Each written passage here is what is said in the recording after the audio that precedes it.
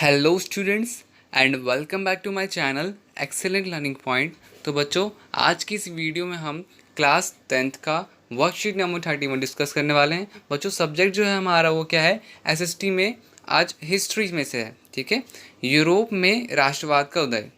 बच्चों, यूरोप में राष्ट्रवाद का उदय क्यों हुआ, तो इसका बेसिकली मेन 4 रीज़न थे। सबसे पहला आपका निरंकुश शासन व्यवस्था।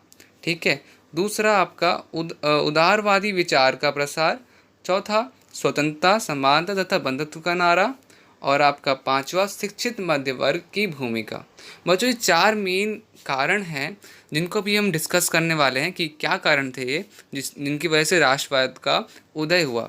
तो ये पहली बात तो आपका यहाँ पे 4 पॉइंट्स काफ़ी इंपॉर्टेंट हैं, तो प्लीज़ अपनी वर्कशीट में इसे भी आप अलग से लिख सकते हो या नोटबुक में नोट्स बना सकते हो। ठीक है, ज़रूरी नहीं है ना कि सिर्फ और सिर्फ क्वेश्चन आंसर्स के लिए हमने काम कर लिया, ख़त्म कर दिया, तो वैसा नहीं करना है। ठीक है, और बच्चों जो ऊपर जो ये चीज़ें हैं, राष्ट्रवाद पर फ्रेडरिक सॉरियो के विचार और 1789 की फ्रांसीसी क्रांति एवं राष्ट्रवाद, तो ये दोनों अभी हम जस्ट क्वेश्चन आंसर्स में डिस्कस करने वाले हैं दोनों टॉपिक।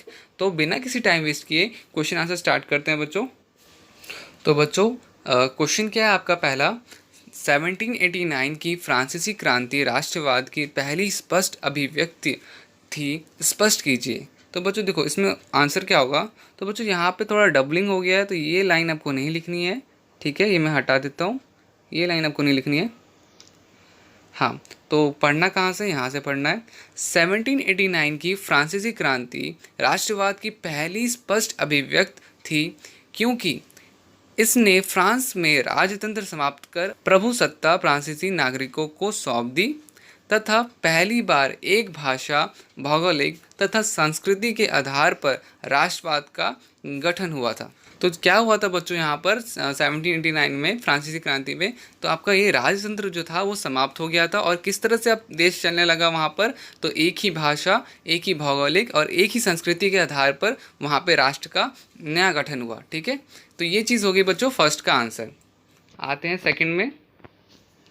बच्चों सेकंड में क्या है आपका, सेकंड में देखो क्या लिखा हुआ है, निरंकुश शासन व्यवस्था क्या थी, प्रतिमा के सामने इसके ध्वस्त अवशेष जमीन पर क्यों बिखरे हुए हैं। तो बच्चों यहाँ पर इसका उत्तर क्या होगा। बच्चों पता है निरंकुश शासन क्या होता है, तो जहाँ पर किसी भी तरह का नियंत्रण ना हो, कंट्रोल ना हो। तो देखो आंसर क्या है, जरा आंसर पढ़ते हैं। तो आंसर है निरंकुश शासन व्यवस्था का अर्थ है ऐसी व्यवस्था जिस पर किसी का कोई नियंत्रण ना हो। जैसे कि फ्रांस में राजतंत्र के कारण राजाओं पर किसी का कोई नियंत्रण नहीं था, जिसके फलस्वरूप वह निरंकुश शासक के रूप में कार्य करते थे, मतलब कि अपनी मन मर्जी चलाते थे। प्रतिमा के सामने इसका ध्वस्त अवशेष जमीन पर बिखरे हुए का अर्थ है कि निरंकुश शासकों का अंत। ठीक है, तो यहाँ पे बच्चों आपका सेकंड क्वेश्चन ये था। आई होप आप सबको क्लियर हो गया निरंकुश शासन किसे कहते हैं। ठीक है,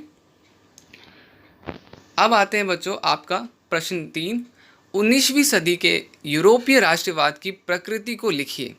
तो बच्चों कैसी प्रकृति थी 19वीं सदी में, तो उत्तर है हमारा 19वीं शताब्दी में यूरोप में राष्ट्रवाद के ही कारणों उभर कर सामने आया, जैसे सांझी विरासत, एक समान इतिहास, एक भाषा, एक संस्कृति, एक विचारधारा तथा एक भौगोलिक क्षेत्र, या यह राजनीतिक और सांस्कृतिक के साथ साथ एक जन आंदोलन भी था।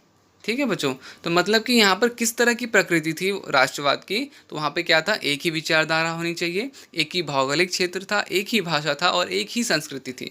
तो इस हिसाब से यहाँ पर यूरोपीय राष्ट्रवाद की प्रकृति थी। ठीक है बच्चों, आते हैं क्वेश्चन नंबर 4 में। फ्रेडरिक सॉरियो के चित्रों की प्रमुख विशेषताओं की पहचान कीजिए। तो सबसे पहला है आपका बच्चों, फ्रेडरिक सॉरियो ने अपने 4 चित्रों की श्रृंखला में दिखाया कि निरंकुशवाद का अंत होगा, लोकतंत्र का उदय होगा। इसके साथ साथ उन्होंने अपने चित्रों में के माध्यम से राष्ट्रवाद अथवा राष्ट्र राज्यों के गठन को भी दर्शाया। तो जो बच्चों उन्होंने पिक्चर्स बना के चित्र थे जो उनमें क्या लिखा हुआ था, तो निरंकुशवाद का अंत, लोकतंत्र का उदय और आपका दूसरा राष्ट्रवाद राज्यों का गठन। तो बस यही था बच्चों आपका चारों के चारों क्वेश्चन आंसर्स। आई होप आपको वीडियो अच्छी लगी होगी। अगर बच्चों वीडियो अच्छी लगी तो प्लीज़ वीडियो को लाइक करना, शेयर करना, कमेंट करना, सब्सक्राइब करना बिल्कुल भी मत भूलना बच्चों। ठीक है, बिकॉज आपका सपोर्ट मुझे मोटिवेट करता है ऐसी वीडियोस और बनाने के लिए। तो आज की वीडियो में इतना ही, बाकी मिलते हैं नेक्स्ट वीडियो में। Bye bye.